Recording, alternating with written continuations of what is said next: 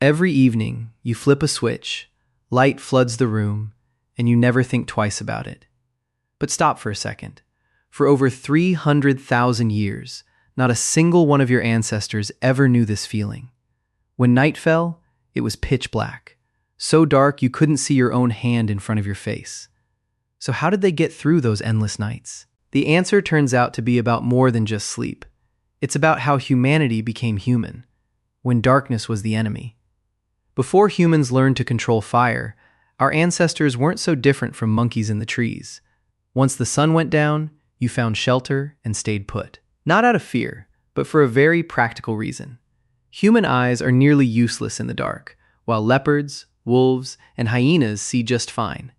Anyone who wandered off after dark was likely to become someone else's dinner. The earliest evidence of controlled fire use was found in Wonderwork Cave in South Africa, dating back about 1 million years. It sounds simple, but this discovery was actually a massive turning point. Fire didn't just provide warmth or keep predators away. It stretched the human day by several extra hours. Hours that used to mean hiding in the dark suddenly became time you could actually use. How storytelling was born at night.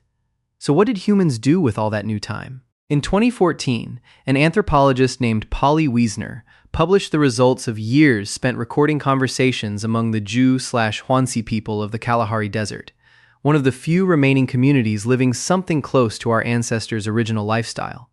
What she found was surprising. During the day, people talked mostly about work. Who went hunting, which tree was about to bear fruit, who owed what to whom. Practical stuff, sometimes a little tense. But once evening came and everyone gathered around the fire, the conversation completely shifted. Most of it became stories, myths, jokes, tales of faraway lands no one had ever seen. Nobody talked business anymore. Wiesner argues that these firelit evenings are actually where human culture truly began. Not during the daytime grind, but in the downtime, late at night, when people simply sat and told each other stories. Think about it. This was basically the very first version of the movie theater, the classroom, even religion itself. Firelight flickering, one person speaking, everyone else listening, and slowly, the whole community started sharing the same memories, the same beliefs.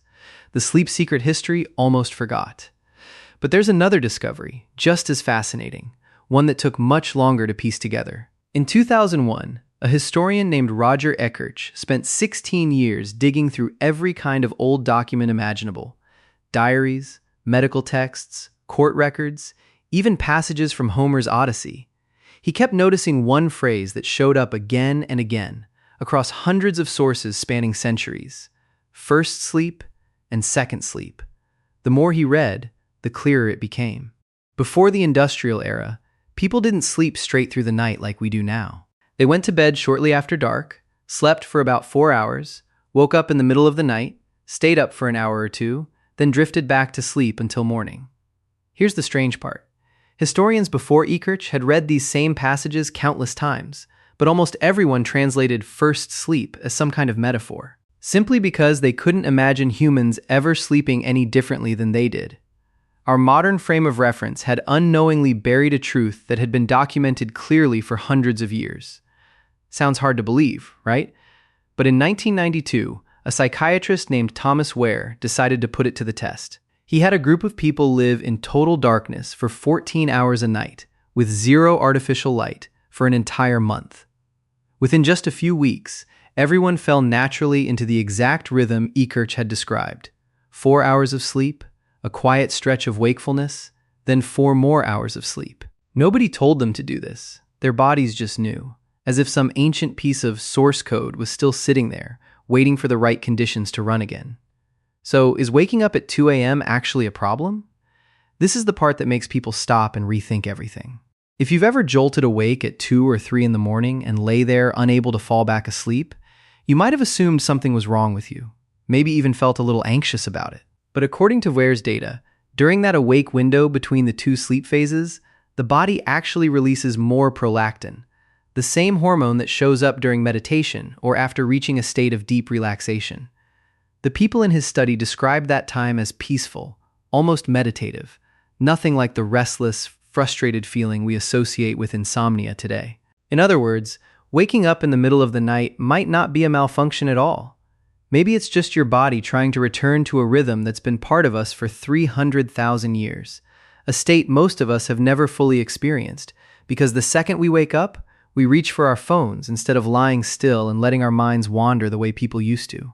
Who switched off that rhythm? The answer is pretty simple: light. In the 17th century, Paris began installing street lamps under King Louis XV, partly to cut down on nighttime crime. London followed not long after. Then came gaslighting in the 19th century, cheaper and more widespread. And in 1879, Edison commercialized the electric light bulb. And within a single generation, the darkness humanity had lived alongside for hundreds of thousands of years all but vanished from major cities.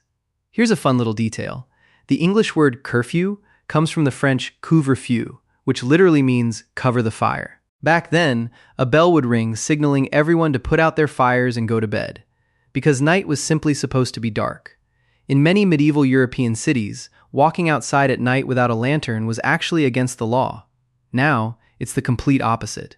On average, people are exposed to artificial light for 7 to 8 hours after sunset. Blue light from phones and laptops confuses the brain into not knowing the difference between a light bulb and the sun, delaying the release of melatonin, the hormone that makes us sleepy, and fragmenting our sleep in a way that has nothing to do with the natural rhythm our ancestors once had. But here's something remarkable. After just 1 week of camping with zero artificial light, the body's melatonin cycle bounces back to nearly normal within a few days, starting to release right at sunset instead of hours later like it does at home. That 300,000-year-old program is still in there, just dormant, waiting for the right conditions to switch back on. The price of a light switch. Our ancestors used to sit around fires, telling stories, and those stories slowly built entire civilizations. They slept in 2 shifts each night, and in between, they lay quietly in the dark, thinking about their lives, sometimes talking with the person beside them, sometimes just letting their minds wander.